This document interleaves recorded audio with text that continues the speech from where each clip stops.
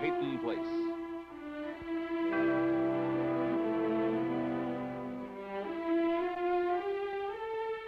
Starring Dorothy Malone as Constance Mackenzie, Ed Nelson as Michael Rossi, Mia Farrow as Allison Mackenzie, Ryan O'Neill as Rodney Harrington, Barbara Parkins as Betty Anderson, Tim O'Connor as Elliot Carson, Christopher Conley as Norman Harrington.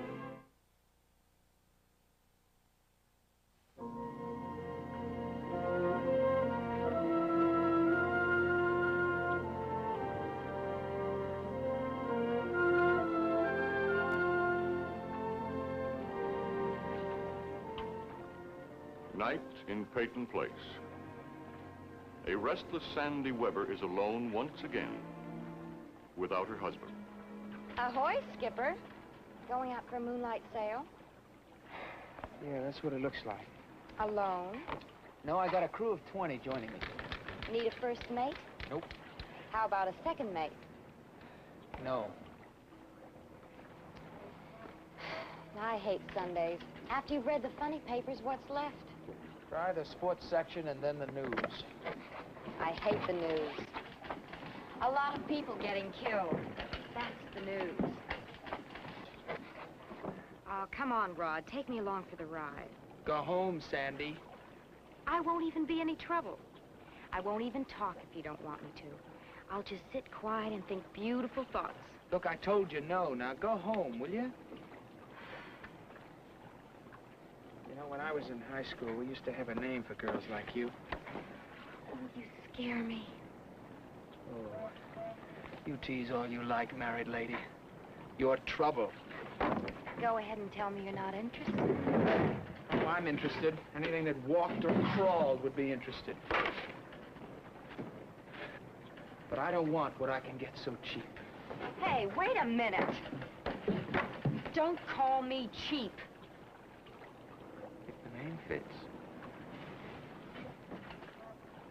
Hey, I get it. You're afraid of Lee. Big old wavy-haired Rod is afraid of my husband.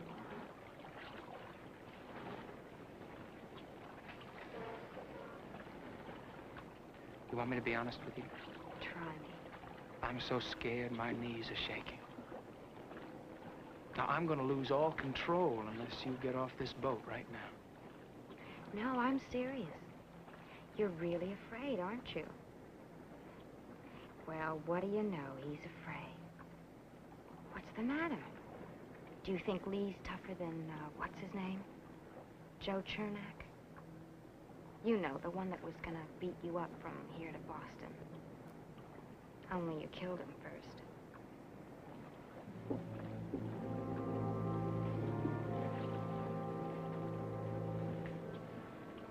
Now, you get off this boat. And I mean right now. Or I'll call you bluff.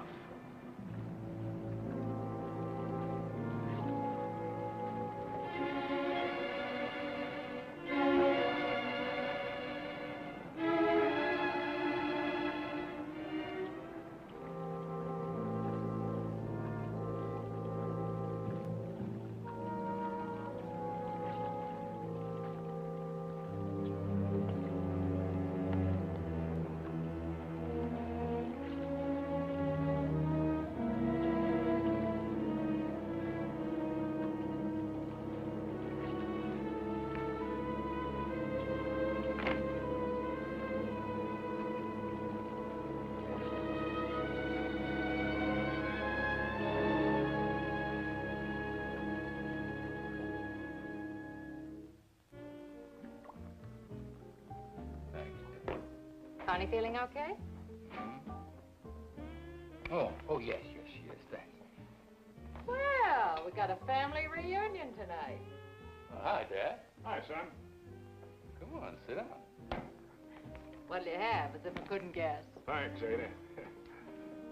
I wanted to sneak out before you saw me, but Ada made the big announcement. I thought maybe you wanted to be alone. What are you doing here? Not that it's any of my business. Oh, I'm just, relaxing, Were you fighting with Constance? You think that's the only reason a man comes into a bar is because he's been fighting with his wife? What's this you got here?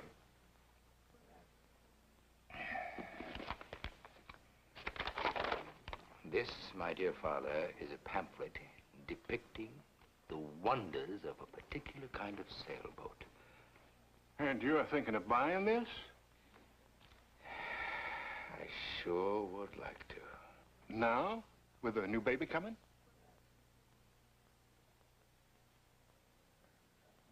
But if you want my opinion, I think it's fine. A man has a right to get off somewheres by himself. You're right. He might even take his old father along sometime.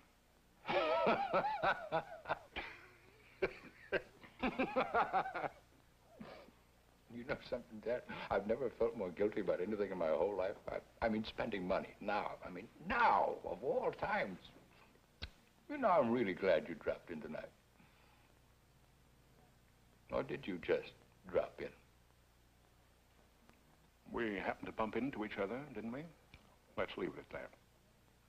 No, I got a better idea. Let's drink to that. Let's go. Come in. You still open? We never close, more or less. I was going to ask if you were the editor. Do I sound like an editor? No. You sound like a little girl playing in Daddy's office. That's a pretty good guess. You're Chris Webber. Right. I'm Allison Mackenzie. My father is the editor. I'm just sort of the hired help. Glad to meet you, Allison Mackenzie. Thank you. You too. There's a chair right beside you if you'd like to sit down. Thank you. I came to place an ad. Oh, all right. I'm ready. I'm not exactly sure how to word it. Maybe you should help me. I'll try. You see, I go to law school in Boston. A day away from the books is irreparable. 2 days, disaster. And since I'm going to be staying here a while, I think I should get someone to help me keep up. A reader. Someone to read my text to me. Miss Mackenzie? I was just thinking. Maybe I've saved you the price of an ad. If you'll have me. Go ahead, interview me. Okay, but I warn you, I'm very hard to please. My reader must not only keep me fascinated, but awake. Have you ever read a law book? No. Oh, deadly dull. First the eyelids get heavy, then the yawning begins. Then the body slumps forward. You don't need a reader, you need a performer. Precisely. If I can read and keep you awake, do I get the job? We'll see.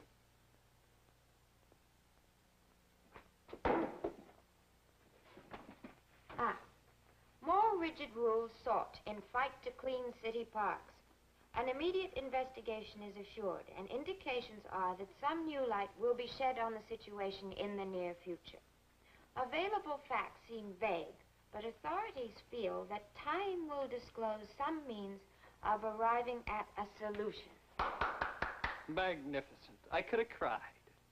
Do I get the job? Well, what do you look like? It's a funny question. Why funny? Well, surely my voice is the only qualification for the job. Well, what do you look like? You must be awfully homely to want a job like this. Can you tell what people look like by listening to them?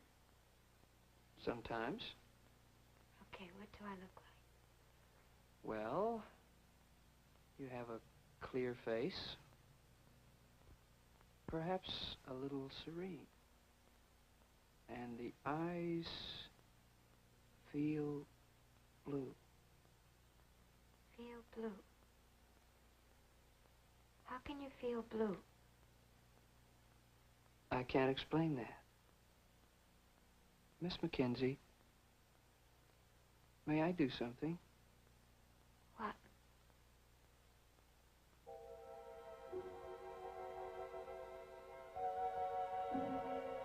May I? Right.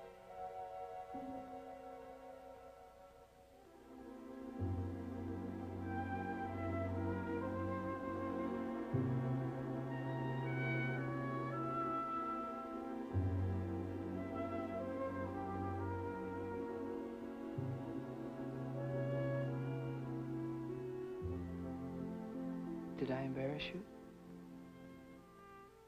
A little. I was afraid I would. Will you still read for me? Yes. I can't pay much. Doesn't matter. Miss Mackenzie, you're not homely. You're not pretty. You're beautiful.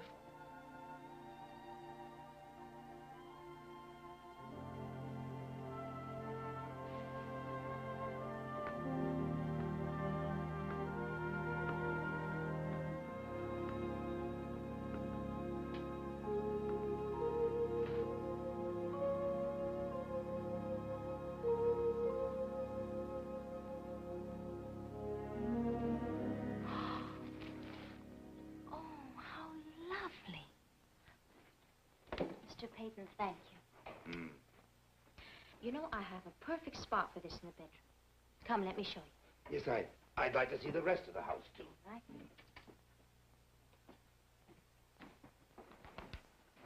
I know you're not much of a drinker, Mother, but is there anything else you would care for? No, thank you, dear. It's a wonderful evening. Mr. Peyton seems relaxed. I hope he's having a good time. I'm sure he... Are you happy here, Steve? Can't you tell? I guess I just need a little reassuring. I think I know the feeling. Stephen.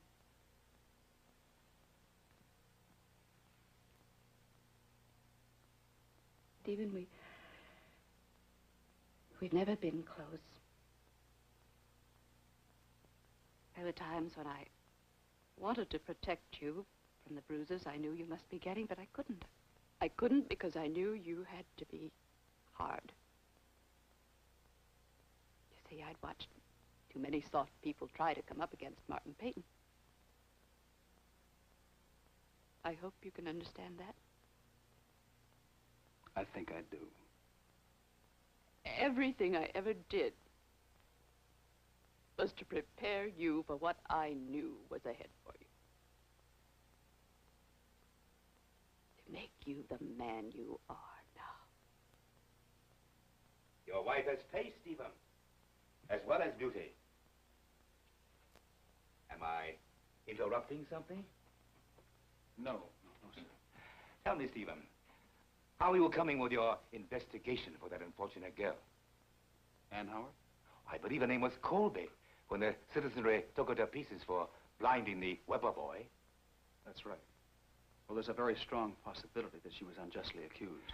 What does she hope to accomplish, digging that all up again? Mr. Peyton, you're asking Stephen to betray a professional confidence. Hardly, Mother. She hopes to find peace of mind on the matter. Have you, talked to her father? No. Is he here? In Peyton Place? No. Are you going to talk to him? Well, I really don't know. Well, I wish you luck.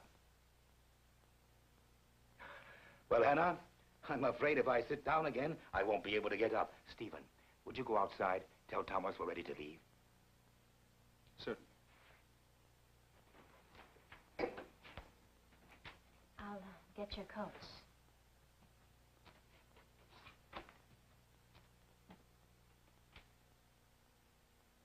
Stephen knows.